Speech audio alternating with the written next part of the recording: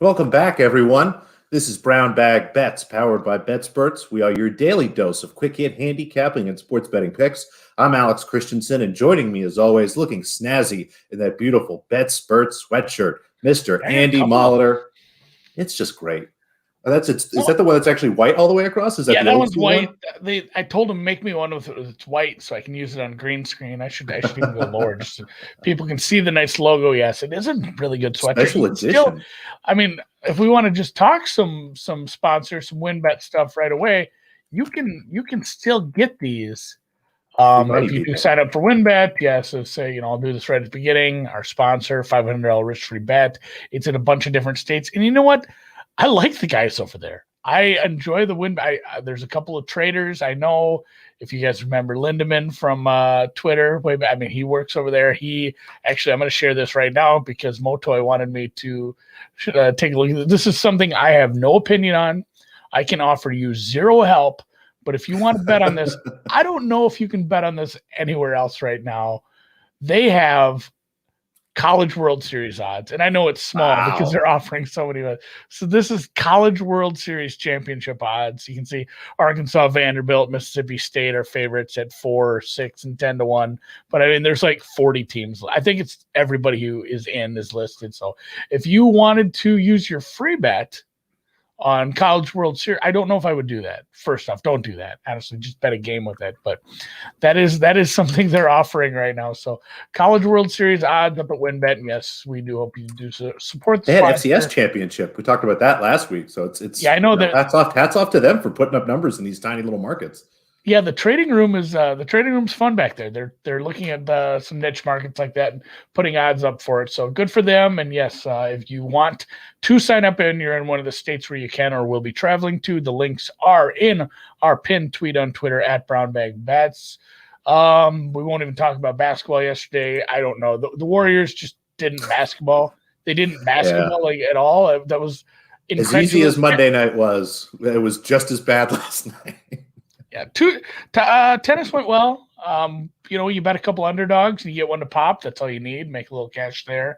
We'll get into some more in something we haven't really done a lot of yet in tennis. I'm excited to get to that, but we will probably just start with, because I think I'm done with draft props for.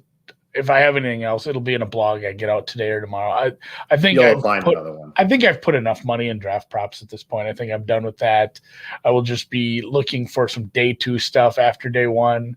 Like I mentioned on the timeline this morning, I did a mock draft last year. I'm going to do another mock draft this coming right now. Like I'll do one this afternoon. It'll be out tonight or in the morning. That it's actually, you should sit down and do one.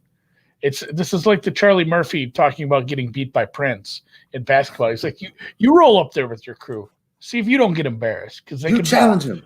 Yeah, you challenge him, because it's hard. Like I sat and Chase Young, Joe Burrow. This is easy. Oh, I'm gonna throw a cute little trade in. Look, the Lions are taking Tua, and then you get to like 14. Like, oh Christ, like.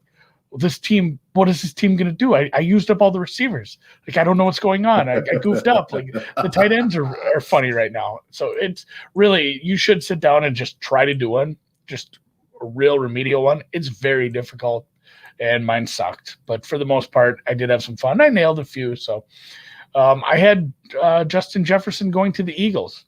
If you want to read that as an Eagles fan and feel horrible, because they could have taken him there. They still could have. I had the Vikings with Rieger. I think I had it just mixed up, or Rieger somewhere else. Either way, I'll be doing that. You can look for that blog out on BetSperts later today, as well as I'll be putting all my golf plays in the blog now that we have a good tournament, a full tournament that I'm excited about. I'll get to some more golf later, but we'll start today like we start every day during the NBA season with some picks in the association, back on the horse. Small sample size, be damned. We don't care about yesterday. We're back at it. Numbers say play the Knicks again, huh? Just start with the Knicks, honestly. The Knicks have just been stellar. I mean, we bet on them a couple times. I'm sure if you're in the NBA Twitter community, you've seen all the good stuff. They did finally lose a game to the Suns there to end their streak, but I think it was like a 9 or almost 10 game, not just win streak, but win streak against the spread. So just a team that's playing very hard, focused on getting, I think, what'll be the first home playoff series in New York in over a decade, in quite some time. I like them tonight. They are, let me just double check. I believe they are at home. Yes, they're hosting the Chicago Bulls. Zach LaVine still out with, he's under quarantine, not playing tonight. That leaves us with Vucevic. It's just a great matchup for the Knicks qualitatively. They have plenty of big guys to slow down Vucevic. On the offensive end, they have a ton of guards that I think are going to overwhelm what's left of the Bulls guards here tonight. I take a look at some of my numbers. I have I have New York as a 7, almost 8-point favorite in this game. Kudos to anybody that got a better number here. I think there was some 3.5, 3 early this morning. I was happy to grab 4. I would even play 5. So let's go Knicks, which is a weird thing for me to cheer for, Andy. It's fun. It's dumb to say, but it's almost like in some of these college things, like, oh, it's good for the sport when a certain school is good at football again that had some down years. Like, I think it's good for the sport when the Knicks are good at basketball because it's such a big. Obviously a big city, but it's a big basketball town, and they had such a good fan base. It was fun back in the day with Spike on the sidelines and some of the stuff they'd have with the rivalries around the league. So personally, I don't give a shit about my Timberwolves, although they are on a 3-game winning streak. First one of the season, no big deal. Don't let the Wolves get hot. 0% chance of making the playoffs. Yes, don't let. Yeah, people are happy about that. Other teams are like, oh God, luckily we don't have to face this hot ass Wolves team in the playoffs. But right now it's fun to see the Knicks playing well. Clint Richardson here from the chat says he got Tibbs at 33-1 for Coach of the Year. That was one we thought was pretty locked up after the Jazz did what the Jazz did. But, man, there has been some steam on that, and rightfully so, considering what he's done with this team. So, yeah, I mean, Tibbs is getting a little credit. I still think the Coach of the Year award comes down to Monty Williams or Quinn Snyder, basically. I think whoever finishes with the better record there. And the Knicks, it's the stadium, really. It's Madison Square Garden. There's so few arenas, so few places you go to watch a sporting event that still have – a lot of gravitas, that just have this energy, this power to it. And even when the Knicks are bad, it's a great place to watch a game. And you used to have that in Golden State back when they played in Oakland. That arena, the original Oracle, was like that as well, even though it didn't get as much publicity. And it's just a rare thing in sports. I mean, I don't know personally. I haven't been to Fenway, in a long time, but it's my understanding that maybe that's lost maybe a little bit of its kind of air with some of the changes they've made there. The new Yankee Stadium, people complained about quite a bit. So, you lose some of these marquee arenas, but Madison Square Garden is always there, and it's just a great place to watch a basketball game. The fans are great. The players are always excited to be there. So it is as much as I was raised to not like the Knicks, and I don't. I'm looking forward to just booing them in a playoff series here in Philadelphia at some point. That's fair. I can give you that. I mean, you're a Philly fan. I don't fault you for that. So, speaking of Philly, -8, is that a number that's still around? Let me double check. It looked like it was. I was actually lucky enough to find there was a rogue 7.5 out there that we got. If you follow me on BetSperts, you saw that, and it does. It looks like the 8 is still sitting out there. There's even like a cheap 8. It looks like Penny's at 8 -102. So there might be a 7.5. There might be an 8 somewhere. Like the Sixers, I would play this out to 9. I make this 11.5, almost 12. Sixers at home are fantastic. They have the entire roster tonight. The Hawks are without Trae Young. That would be their best asset against the Sixers team. The Sixers' weakness continues to be against very strong guards. Without Trae Young, there's nobody really that concerns me from that front on the Hawks. A lot of their play is going to be through their big men, which the Sixers have a lot of great answers for. I'm expecting a big night for them. Thought about maybe a Hawks team total under, stuff like that. Looked at a few alternatives, but at the end of the day, I think the Sixers can cover a big number here. Happy to lay the 8. How about our total? Another under, huh? Are we doing this again? I don't think I don't know if any game went under last night. It was a rough night for under bettors last night. So we're going to try again. NBA Grand Slammy went over. That's true. It's tough, to bet unders in Kings games. We've got no De'Aaron Fox, so that really slows that team down, takes away a lot of their offensive potency. The Jazz continue to be without Donovan Mitchell, and Mike Conley is going to be out tonight. So I think what we're going to see is a very kind of slow plotting game. Offensively, things are going to be pretty limited. Yes, Jordan Clarkson will probably put up some big points tonight. I'll be looking at some of his prop stuff later. He should just have a ton of usage and be able to shoot as much as he wants, again, without Conley and without Mitchell being there. But at the end of the day, the Jazz are happy to play defense. The Kings are going to struggle to score here. Just a lot of things adding up to an under. So happy to go under 222.5. I would play this down to 221, maybe 220 at a smaller stake. Get down with that.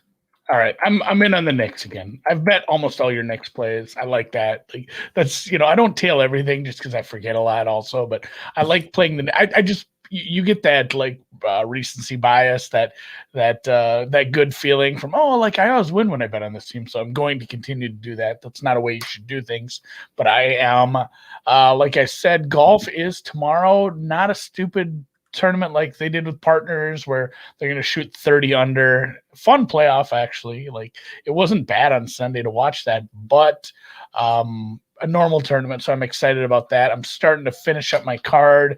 If you paid attention, and if you know what, if you're on this YouTube channel, if you subscribe to this YouTube channel, you saw that we're doing a new show there. So I did this last night with Pam Maldonado. She actually hit an outright last week on the show. So we did our approaching the green where I played the entire course. I forgot to put the settings back to like baby settings, and I didn't even play and like, cause I have it, you can't play career mode and have it on like super easy settings. It's no fun shooting 18 under every round. Like, so I have the settings jacked up a little for that. So, and I've gotten kind of good at that. So I didn't play horrible. I think I shot a 2 under.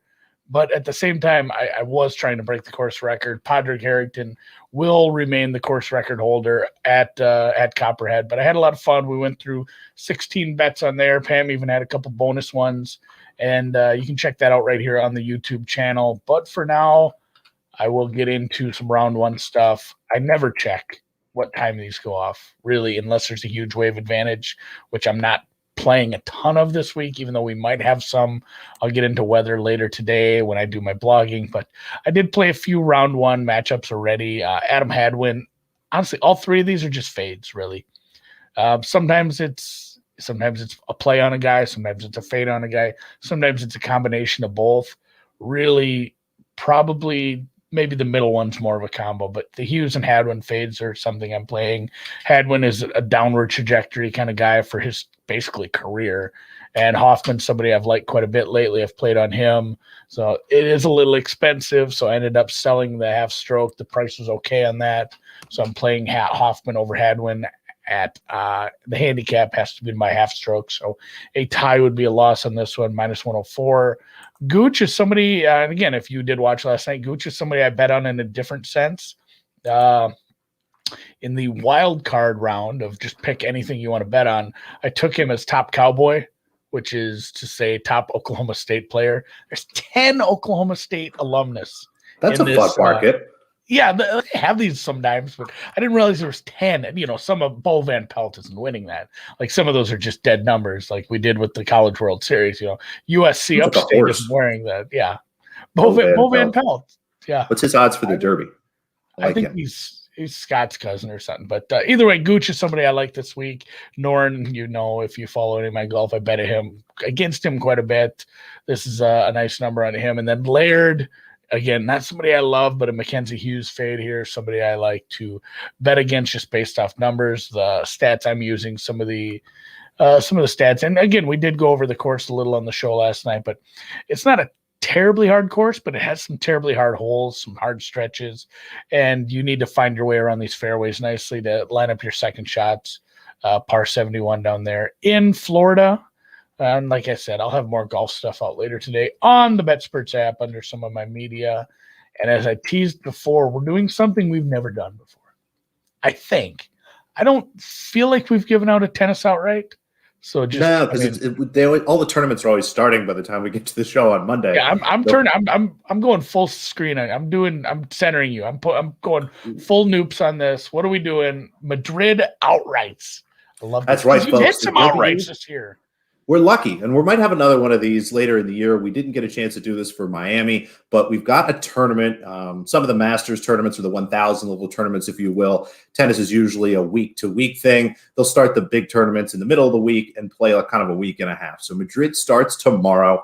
As I start to look at the draw, it is jam-packed. This is going to be a fantastic tournament, and frankly, it was really tough from an outright perspective. When you're going through and trying to find value in these markets, again, for those of you that aren't too familiar with tennis, every tournament has a bracket, similar to what you do for March Madness, but instead of teams, it's individual players, and they play down through the draw, and you have a winner, right?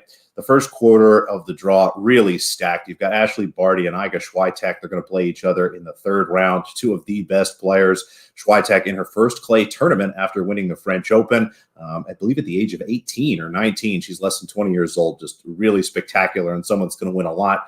Barty is arguably the best player on tour in her current form. They've got Kvitova down there. So, we kind of have to pass over that. The third quarter, very similar. You've got Sabalenka and Halep and a bunch of other good players in there. So we'll skip over that. Nobody in the second quarter I like, but as we go down to the bottom quarter of the draw, Naomi Osaka is the number 2 seed. She's incredibly talented, but clay is by far her worst surface, and this will be her first clay match and clay tournament of the year. As I look at her draw, she's got a qualifier here in the first round. She'll be a big favorite in that match. But as I've talked about before, qualifiers have a big advantage, having had a chance to play a couple matches, not only in this tournament. As I go back and look at the list, all the qualifiers have played at least one clay tournament before this. So she's going to run into somebody that's in form, comfortable on the clay. Her next match against Karolina Muchova is going to be tough. And again, she'll be favorited all the way through here. But given her name and, given the fact that the market probably overprices her a little bit on the surface, there's some value. And there's two women that stick out. Maria Sakkari at 40-1 and Karolina Pliskova at 33-1. Now, it's not ideal to pick two women that are in the same quarter, but if we go through and put these together at the right stakes, it was a little more than half a unit on Pliskova, a little less than half a unit on Sakkari. And essentially what you're doing is building a situation where I have either of these women at 17-1, more or less. That's kind of how the math works when you balance it out there. Again, as I look at this quarter, I think Osaka is very beatable. I think Pliskova and Sakkari, again, are better than just about every other player in the draw. So happy to put them together. Again, I think it was 0.55 units on Sakkari and 0.45 units on Pliskova was the math there. But gives us a shot to have what I think is going to be the winner of the fourth quarter at about 17-1, again, if it's either one of them.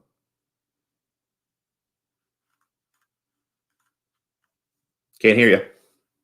I am very much muted because I was typing a lot, trying to get something done while I was listening to you wax poetic about some women in Madrid. But I'm excited. I used to do this all the time with Kelly. We'd do outrights every week until we realized we were making a podcast that was evergreen for like 35 minutes at some point. And we just got sick of trying to do it. Was a lot of fun. We'll have to get them on here to do.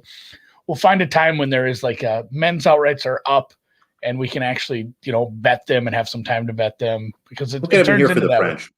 Yeah, I think actually maybe next week. I think there's a couple men's Masters events next week. Yeah, we'll do something like that because it is fun hitting those. Like we hit a lot of outrights over the years, and actually you've hit a couple this year, so that's fun. Well, let's close with some daily plays, I guess. For again the same tournament, Madrid. You had a couple plays, and you don't even know when these are, and I don't blame you. It's tough. Yeah, as I mentioned, round 1 starts tomorrow, but they just finished qualifying. I think the last qualifying match closed up about a minute ago. They haven't set the order of play. They haven't set the schedule. Generally, what in a tournament like this, what you'll see is half of the first round will be on Thursday, half of the first round will be on Friday. All I know is that these are first round matches, so they could be tomorrow or they could be Friday. Either way, play starts each day about 4 a.m. So take a look and try to get these in, before you go to bed tonight. Again, 4 a.m. East Coast time. We'll start with Sai Zhang. She's a small underdog here. Looking at her opponent, Magda Linette. Again, not somebody that's very good on clay. She hasn't played a lot of clay tournaments. Zhang, generally plays against worse competition, frankly, but is very comfortable on clay, has won a couple tournaments before on that surface. I look at some of my numbers here. I have her as a favorite right around minus 125 or so. So happy to take her at plus 105, plus 100, even minus 110, frankly, looks good to me. Madrid is played at altitude. It's not as high up as some other places, but I think we're a little more than 2,200 feet above sea level. So what you have there is some thinner air. It allows players to, hit the ball with more power, gives them a little more pace. And the way a lot of these stadiums are built, Madrid is just this really big, beautiful facility. And if you're lucky enough to get on some of the, bigger courts, it's built almost like a football stadium where you're outside, but there's not much wind going on, the way everything is covered. So just a lot of good conditions for her here and some of these other players, frankly. But we'll start with Zhang as an underdog. Again, could be tomorrow, could be Friday, but that'll be a round 1 match. And then we're going to take our outrights. And not only are we going to back them to win the tournament, I'm actually going to put them together here in a parlay. I love them both to win their first match here. As I start to look at some of the lines, Sakkari is minus 195 or a little bit better against Amanda Anisimova, who is in terrible form and just, again, doesn't have much, if any, experience playing on clay. I have a suspicion, frankly, that she might not be healthy and may just be showing up here to cash a check. Who knows? Happy to back, Sakkari. Sakkari is someone that is always in tip-top shape, is always playing at her highest effort. So happy to back her. I would have her closer to minus 250, frankly, than the minus 195 or so that I'm seeing. And Pliskova minus 150 against Coco Gauff. And, sorry to ruin that. We're not going to play the over. They've got 21.5. They actually hung a good number there. The 3-set line looks about right. They're on to us. We're going to skip it and just take Pliskova again at minus 150. She's in pretty solid form. I think probably should have beaten Barty last week, frankly. Playing some nice tennis. She's performed well here before. Happy to back her again against Coco Gauff, a younger player who doesn't have a ton of experience at this level on clay and just not really good data. Again, Pliskova's minus 150. I'd have this closer to minus 175 myself. And then Yulia Putintseva, minus 3 games. We love her. She's a ton of fun to watch. Really emotive, yells and screams at herself, at other players. Just a ton of intensity, just really, really, really fun to watch. She's got Jo Konta, someone who has really none of that in her first clay match.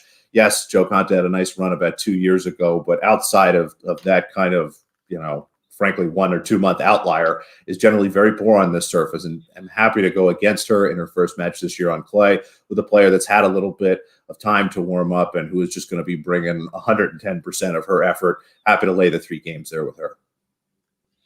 I'm down. And yeah, I'm going to bet these and I'll check these bets out when they play in like 2.5 days.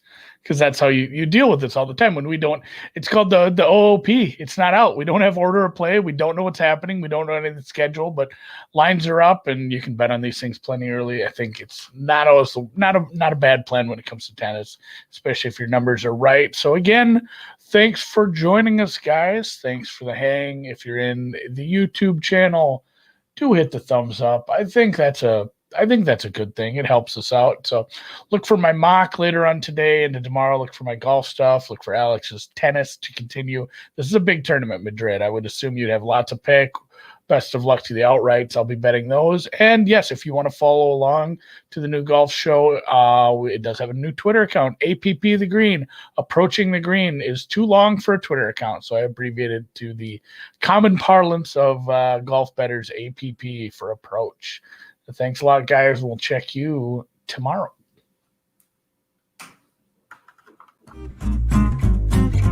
Baseball Friday tomorrow. It is not Friday tomorrow. You keep thinking it's Friday. Oh, Jesus. I keep thinking today's Spoiler though, yes. There is a baseball guest. We got another baseball guest for Friday. Baseball Fridays are just going to be a thing.